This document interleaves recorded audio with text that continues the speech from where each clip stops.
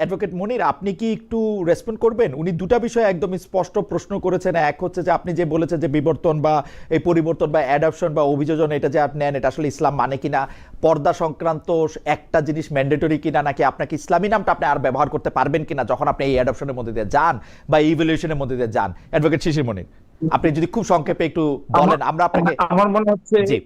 আপনার এই প্রশ্নের উত্তরে আমি বলবো, আমার সম্মানিত বড় ভাই আমাদের আজিজুল বাড়ি হেলাল ভাই, সম্ভবত তিনি ইসলামের বেসিক জুরিসপ্রুডেন্স পড়ার সুযোগ পান নাই, অন্যদিকে ব্যস্ত থাকার কারণে, রাজনৈতিক কারণে অন্যদিকে সময় বেশি চলে গেছে, এই জন্য হয়তো তিনি এই প্রশ্ন উত্থাপন করেছেন। ইসলামিক শরিয়ার যে সোর্স গুলো আছে, তার প্রথম সোর্স হলো কোরআন, দ্বিতীয় সোর্স হলো হাদিস, তৃতীয় সোর্স হলো ইজমা, চতুর্থ সোর্স হলো কিয়াস, পঞ্চম সোর্স হলো ইজতিহাদ।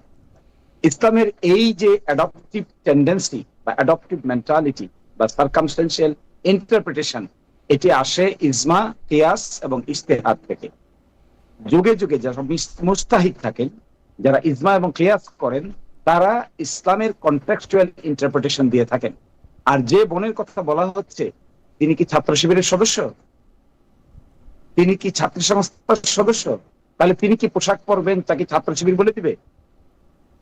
তিনি কি পোশাক পরবেন তাকে আজিজুল বাড়ি হেলাল ভাই বলে দিবে?